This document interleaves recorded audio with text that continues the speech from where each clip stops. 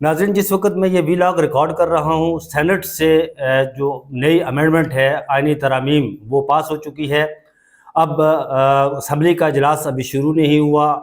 Assembly में इमरान की जो आमद है वो जारी है।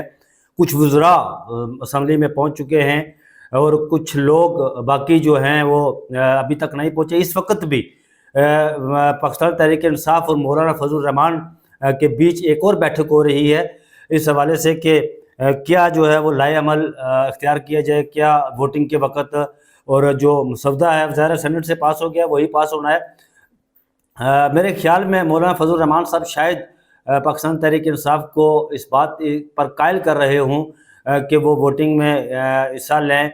सेनेट में तो उन्होंने खैर हिस्सा नहीं लिया। बहरहाल जो अमेंडमेंट तो ज़ाहिर अब सेनेट से अवान बाला से पास हो गई है, अब अवान ज़ेरी यानी कौमी असम्बली से भी वो पास हो जाएगी।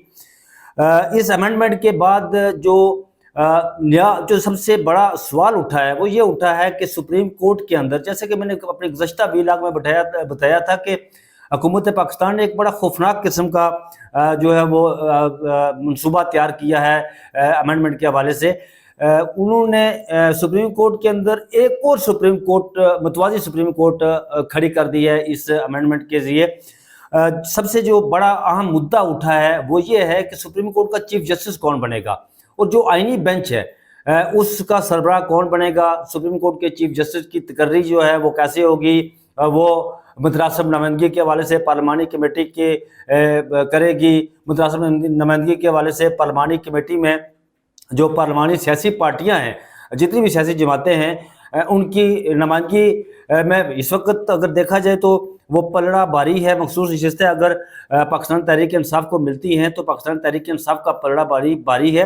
ये एक और नई चीज़ जो है वो सामने आई है। उसके बाद ये सारा अमल होने के बाद क्या ये जो अमेंडमेंट हो गई है इसमें सुप्रीम कोर्ट में इस वक्त क्या चल रहा है?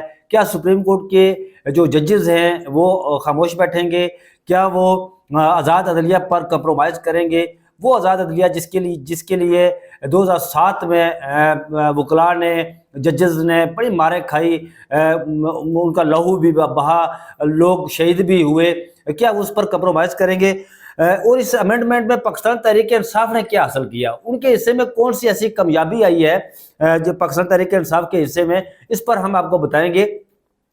तो पहले चलते हैं कि इस अमेंडमेंट के नतीजे में सुप्रीम कोर्ट का चीफ जस्टिस कौन बनेगा, पार्लिमानी कमेटी में कौन कौन से लोग शामिल होंगे और पार्लिमानी कमेटी में कितने मेंबरान होंगे। पार्लिमानी कमेटी जो है वो उसमें कोई 12 मेंबरान होंगे।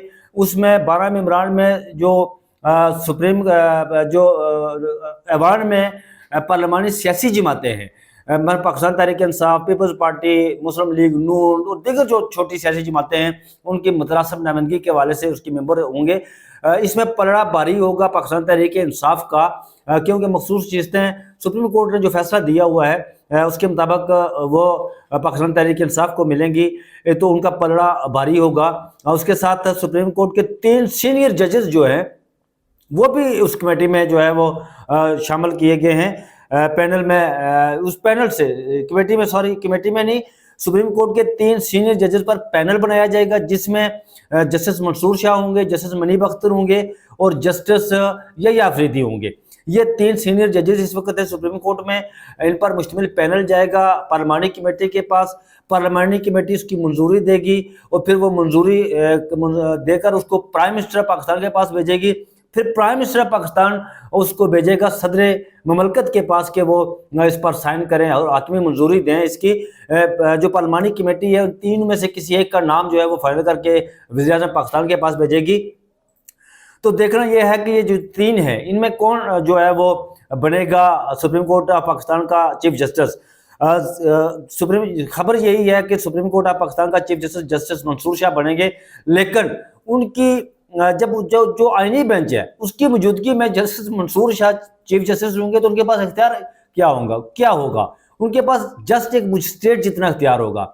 जो सुप्रीम कोर्ट के चीफ जस्टिस होंगे वो ज़ाहिर बेंच बनाएंगे, वो केस क्या सुनेंगे जी कि वो 2 मरले मकान का केस सुन लिया, जमानत कबल अज़ गिरफ्तारी का केस सुन लिया, बाद अज़ गिरफ्तारी का केस सुन लिया, कोई क्रिमिनल केसेस का, कोई किसी को कोई जमानत उम्र कैद हुई है वो केस सुन लिया, اس کے علاوہ کوئی ان کے پاس کوئی اور اختیار نہیں ہوگا، اور بینچ بنانے کا بھی اختیار وہ کمیٹی جو پریکٹس اینڈ پروسیجر جو بڑھائی گئی تھی وہ کمیٹی بھی تعلیل ہو گئی ہے، وہ ایکٹ ہے وہ بھی تعلیل ہو گیا ہے۔ اب تو باقی کچھ نہیں بچا، لیکن یہ ہے کہ جو آئینی بینچ ہے اس میں بتایا جا رہا ہے کہ آئینی بینچ کے لیے جسٹس یحییٰ آفریدی کا نام لیا جا رہا ہے، اور جسٹس یحییٰ آفریدی اگر اس آئینی بینچ کے سربراہ بنتے ہیں تو پھر اس کے لیے اچھا وہ یہ بھی بڑی دلچسپ بات ہے کہ آئینی بینچ کا سربراہ بنانے کے لیے سپریم کورٹ کے جو ٹاپ کے جو 5 ججز ہیں ان میں سے وہ نام لیا جائے گا، وہ فیصلہ کریں گے کہ کون آئینی بینچ کا سربراہ بنے گا۔ اس کے بعد اپنی مرضی سے اس آئینی بینچ کا سربراہ بننے کے بعد سپریم کورٹ کا اختیار ختم ہو جائے گا۔ پھر اس بینچ میں جو ججز ہیں وہ کون سے ہوں گے، یہ تو پھر حکومت شامل کرے گی۔ ظاہر ہے حکومت کس کو شامل کرے گی، وہ جسٹس امین الدین خان کو شامل کرے گی، وہ جسٹس جمال مندوخیل کو شامل کرے گی، وہ جسٹس مسرت الالی کو شامل کرے گی، پھر اس کے ساتھ وہ جسٹس نعیم اختر افغان کو شامل کر سکتی ہے، پھر جسٹس سداد طارق مسعود بھی بینچ کا حصہ بن سکتے ہیں۔ کیوں؟ وہ اس لیے کہ الیکشن ٹریبونل والے معاملات ہیں، فارم 45 اور 47 والے معاملات ہیں۔ حکومت کو ڈر یہی تھا، ایک خوف تھا حکومت کے اندر، یہی خوف تھا کہ اگر آزاد عدلیہ جس طرح یہ کام کر رہے ہیں ججز، ایک آزاد مائنڈ کے ساتھ آزاد مرد ججز کام کر رہے ہیں، اگر یہ جسٹس منصور شاہ سپریم کورٹ کے چیف جسٹس بن گئے تو پھر یہ فارم 45 اور 47 کا معاملہ، 8 فروری کا وہ کمیشن والا معاملہ، دھاندلی کمیشن بنے گا، پھر 9 مئی کے حوالے سے کمیشن بنے گا، اور پھر یہ سارا کچھ دب و دوس ہو جائے گا۔ یہی خوف تھا اس جعلی حکومت کو، جس کے کارن جس کی وجہ سے انہوں نے سپریم کورٹ کے اندر ہی ایک اور سپریم کورٹ متوازی جو ہے وہ بنائی ہے، اور سپریم کورٹ کو بازیچہ اتفاق بنا کر رکھ دیا ہے۔ اب سپریم کورٹ کے جو ججز ہیں، مجسٹریٹ ہیں، وہ ان کے ججز کے جو اختیارات ہیں وہ جسٹ ایک مجسٹریٹ کے برابر ہوں گے۔ اگلا سوال ہے وہ یہ اٹھتا ہے کہ سپریم کورٹ کیا اس سارے معاملے پر خاموش رہے گی؟ میرا نہیں خیال کہ سپریم کورٹ اس سارے معاملے پر خاموش رہے گی۔ سپریم کورٹ کے جو آزاد مرد ججز ہیں، یہ پاکستان کی تاریخ میں پہلی بار ہوا ہے، اس سے پہلے ہمیشہ یہی ہوتا رہا ہے کہ عدلیہ جو ہے وہ طاقتوروں کے ساتھ، اسٹیبلشمنٹ کے ساتھ مل کر سیاستدانوں کو اور جمہوریت کا گلا گھونٹتی رہی ہے۔ یہ پہلی بار ہوا ہے کہ جب عدلیہ نے آزادانہ کام کرنا شروع کیا، انہوں نے آئین اور قانون کے مطابق کام کرنا شروع کیا، تو پھر اسٹیبلشمنٹ نے سیاستدانوں کو، اب سیاستدان جو ہے، یہ جو حکومت ہے یہ تو کٹ پتلی ہے نا جی، ان کے پاس تو اختیار کوئی نہیں ہے، یہ تو چابی والے کھلونے ہیں۔ ظاہر ہے کوئی چابی والے کھلونا جو ہوتا ہے اس کو چابی دے کر آپ اس کی پیچھے جو ہے وہ ریموٹ کنٹرول آپ کے ہاتھ میں ہوتا ہے، آپ جیسے چاہیں اسے موڑیں، جیسے چاہیں اسے چلائیں۔ تو یہ انہوں نے تو وہی کردار ادا کیا کہ جمہوریت کے جو باشن نعرے لگا رہے ہیں، جمہوریت کی بالادستی کے، آئین کی بالادستی کے، یہ آئین کی بالادستی نہیں ہے، یہ جمہوریت کی بالادستی نہیں ہے، یہ پاکستان کی تباہی کی بنیاد رکھی گئی ہے۔ اور میں نہیں سمجھتا اس سارے معاملات میں کہ سپریم کورٹ پاکستان کے جو ججز ہیں، جنہوں نے بڑی آزاد عدلیہ کے لیے بڑی قربانیاں دی، وکلاء ہیں جنہوں نے 2007 میں بڑی قربانیاں دی ہیں، وہ خاموش بیٹھیں گے؟ اس پر کسی صورت میں وہ خاموش نہیں بیٹھیں گے۔ آج بروز پیر جو ہے وہ پہلا دن ہوگا یہ امینڈمنٹ کے بعد، تو ججز کا مائنڈ پتہ چلے گا کہ وہ کیا کر رہے ہیں، کیا سوچ رہے ہیں۔ حامد خان کی بھی پریس کانفرنس ہے، وکلاء کی بھی پریس کانفرنس ہے۔ یہ کسی صورت میں یہ جو امینڈمنٹ ہے، یہ کہتے ہیں یہ پاکستان کی ترقی کے لیے، یہ امینڈمنٹ نہیں ہوئی ہے جی۔ یہ امینڈمنٹ جو ہے یہ اشرافیہ نے اپنے لیے کی ہے۔ عام پاکستان کو اس کا کیا فائدہ؟ مجھے اس کا کیا فائدہ ہوا جی؟ مجھے تو اس کا کوئی فائدہ نہیں ہوا۔ عام پاکستان کو تو اس کا کیا فائدہ ہوا؟ عام پاکستان کو کوئی فائدہ نہیں ہوا۔ یہ اشرافیہ نے اپنے کالے کرتوت بچانے کے لیے اور اپنی جعلی حکومت بچانے کے لیے یہ فارم 45 اور 47 کا جو مسلط کی گئی ہے پاکستان پر، پاکستان کی 25 کروڑ عوام پر، ان کی گردنوں پر جو مسلط کی گئی ہے، یہ وہ جعلی سسٹم بچانے کے لیے یہ امینڈمنٹ لائی گئی ہے۔ اس امینڈمنٹ کا عام پاکستانی کو، عام شہری کو کوئی فائدہ نہیں ہے بالکل۔ میں آپ کو بتاؤں ناظرین کہ ابھی میں ایک میڈیسن فارمیسی پر گیا، وہاں پر میں کچھ میڈیسن لے رہا تھا، تو فارمیسی والا میرا جاننے والا تھا، تو اس نے مجھے پوچھا کہ یہ بتائیں کہ اس کا، وہ تو رو رہا تھا، وہ یہ کہہ رہا تھا کہ آج کے بعد تو مجھے اپنے بچوں کا یہاں مستقبل جو ہے وہ تاریک نظر آ رہا ہے، یہ پاکستان ہمارے بچوں کے لیے نہیں رہے گا اب، کیونکہ یہ جو کچھ ہو رہا ہے یہ تو اسے جو لفظ استعمال کیا وہ غیر پارلیمانی لفظ ہے، میں وہ استعمال نہیں کر سکتا۔ بہرحال اگر اس کو پارلیمانی شکل دی جائے تو وہ یہ کہہ سکتے ہیں کہ یہ جو شرافیہ ہے یہ اپنے کالے کرتوت چھپانے کے لیے انہوں نے یہ سارا عمل کیا ہے۔ تو ناظرین اس سے اگلا یہ پاکستان تحریک انصاف نے اس آئینی امینڈمنٹ سے کیا حاصل کیا؟ پاکستان تحریک انصاف نے سوائے دو چیزوں کے باقی کچھ حاصل نہیں کیا۔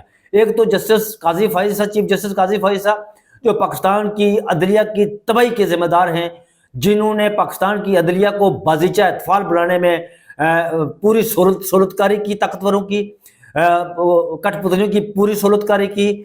جب مخصوص نشستوں کا فیصلہ آیا تو حکومت کے پاس 2/3 ووٹ نہیں تھے جس سے وہ امینڈمنٹ لائے، وہ ترامیم پاس کروائیں، تو چیف جسٹس قاضی فائز صاحب نے حکومت کو سہولت کاری کے لیے 63A اپنے پاس لگا دیا، اور 63A کا وہ فیصلہ جس میں وہ نیالی والا فیصلہ تھا، جس میں وہ ووٹ شمار نہ ہونے والا فیصلہ تھا، اس کو کالا دم قرار دے کر کہا کہ جائیں جی آپ ان کے ووٹ لیں، ان کو شمار کریں، پھر ان کو نیال جو ہے وہ ایک لمبا پروسیس، وہ الیکشن کمیشن پاکستان کے پاس جائے گا، وہاں سے وہ پھر وہ اپیل کرے گا، ہوگا نہیں ہوگا، ڈی سیٹ ہوگا نہیں ہوگا، ایک لمبا پروسیس اس میں ڈال دیا۔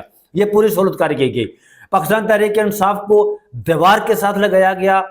13 جنوری کو جو سیاہ شب جو ایک کالا فیصلہ دیا گیا تھا، انتہائی آپ کہہ سکتے ہیں کہ وہ سیاہ حروف میں کے ساتھ تاریخ میں لکھا جائے گا، سیاہ ترین۔ چیف جسٹس قاضی فائز صاحب جو ان کے مینٹور تھے چیف جسٹس افتخار چودھری، وہ میں چیف جسٹس افتخار چودھری کو میں سیاہ روح جج کہتا ہوں پاکستان کی تاریخ کا۔ چیف جسٹس یہ تاریخ فیصلہ کر چکی ہے کہ چیف جسٹس قاضی فائز صاحب کا جو نام ہے وہ اس سیاہ ترین باب میں مولوی مشتاق اور جسٹس منیر کے جہاں پر لکھا ہوا ہے نا، اس سے اوپر والے صفحے پر وہ لکھا جائے گا۔ یہ تو تاریخ فیصلہ کر چکی ہے۔ یہ جو جب چیف جسٹس قاضی فائز صاحب نے حلف اٹھایا تو انہوں نے ہمیں بتایا جی بلا کر کہ ہم سپریم کورٹ کے بارے میں بنا رہا ہوں جی یادگار بنا رہا ہوں۔ میں نے پوچھا کہ کون سی یادگار بنا رہے ہیں آپ، کس چیز کی یادگار بنا رہے ہیں؟ تو انہوں نے کہا جی کہ بنیادی انسانی حقوق کی جو وائلیشن ہو رہی ہے، پاؤں تلے روندے جا رہے ہیں، یہ ان کی یادگار بنا رہا ہوں۔ یہاں آ کر لوگ سیلفی لیں، یہ لفظ استعمال کیا کوٹ اینڈ کوٹ، سیلفی لیں گے، یہاں دیکھیں گے کیا کیا۔ یہ تو ہمیں بہت بعد میں پتا چلا جب ان کا اصل چہرہ وہ پیاز کی تہ در تہ، وہ ایک تہ اترتی تو اندر والی دوسری تہ ہمارے سامنے آتی، دوسری اترتی تو تیسری جب ہمارے سامنے آتی، تو اس وقت ہمیں پتا چلا کہ یہ تو چیف جسٹس قاضی فائز صاحب نے سپریم کورٹ یہ بنیادی انسانی حقوق کی یادگار نہیں بلکہ سپریم کورٹ کو دفن کرنے کے لیے قبر بنائی تھی، اور آج وہ سپریم کورٹ کو دفن کر دیا گیا ہے۔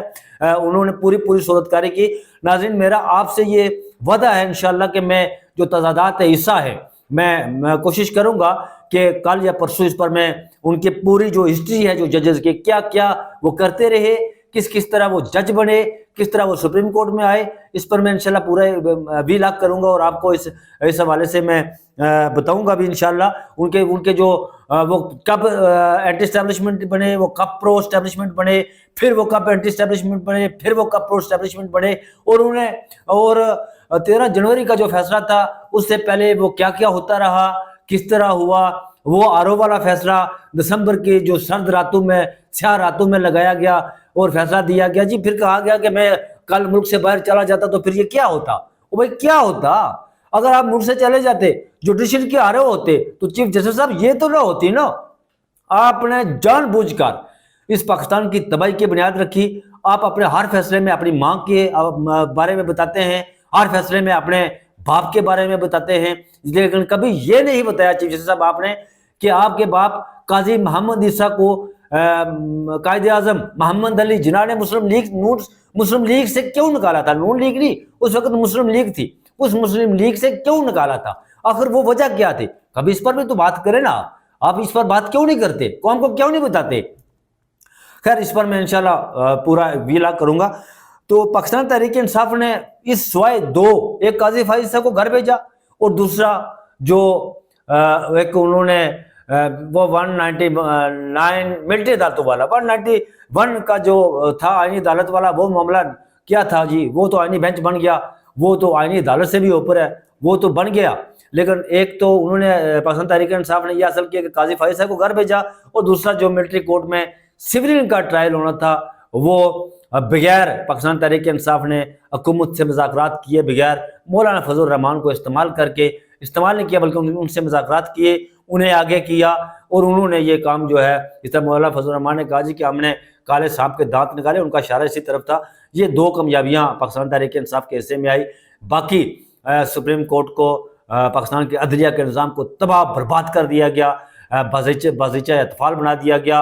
अब तो मैं तो ये कहता हूँ कि अब सुप्रीम कोर्ट के जजेस की हैसियत मजिस्ट्रेट जितनी, उन्हें तो अब बिल्कुल नौकर बना कर रख दिया गया ना।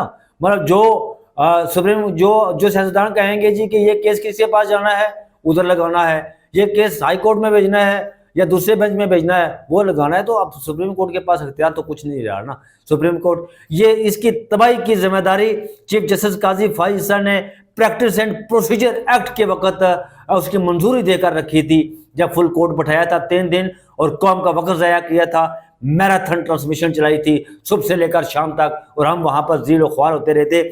उस प्रैक्टिस एंड प्रोसीजर समात के दौरान बार बार ये सवालात उठाते रहे जस्टिस मनीब अख्तर कि who is the master of the roster of this court, कि वो कौन होगा इस कोर्ट का मास्टर ऑफ रोस्टर। फिर बाद में वही प्रैक्टिस एंड प्रोसीजर इनके गले का फंदा बना, और फिर एक नया एक्ट लाया गया, उसको ख़त्म किया गया प्रैक्टिस एंड प्रोसीजर को। जो उस वक्त शादियाने बजा रहे थे, जो उस वक्त मिठाइयाँ खा रहे थे कि हमने प्रैक्टिस एंड प्रोसीजर एक्ट बनाकर लाकर जमहूरियत की कामयाबी और बालादस्ती की बात की है, बाद में फिर वो रोए। और ये जो आईनी अमेंडमेंट लाई गई है ना, इस आईनी अमेंडमेंट पर यही लाने वाले कल रोएंगे, क्योंकि ये दुनिया का दस्तूर है, इन्हें समझ नहीं आती उस वक्त, क्योंकि उस वक्त वक्ती इनका फ़ायदा होता है और इनकी आंखों पर लालच की पट्टी बंधी होती है, इन्हें नज़र कुछ नहीं आता। लेकिन जब लालच की पट्टी उतरती है तो फिर उसका भयानक चेहरा जब सामने आता है तो फिर ये रोते हैं, लेकिन उस वक्त इनके आंसू भी ख़त्म हो चुके होते हैं। नाज़रीन, इस बात पर मुझे इजाज़त दीजिए, अगले वीला के साथ इंशाल्लाह हम हाज़िर होंगे कि कौमी असम्बली में क्या हो रहा है और कौन कौन से पाकिस्तान तहरीक इंसाफ के लोग हैं जो वोट देंगे उसके साथ। और फिर कल जो सुप्रीम कोर्ट में एक नज़रसानी केस बल्ले वाला लगा हुआ है चीफ जस्टिस काजी फाइज ईसा की अदालत में, उस पर अगले वीलाग में इंशाल्लाह आपसे बात करेंगे। तब तक मुझे दीजिए इजाज़त, अपना बहुत सा ख्याल रखिएगा। अल्लाह हाफिज़।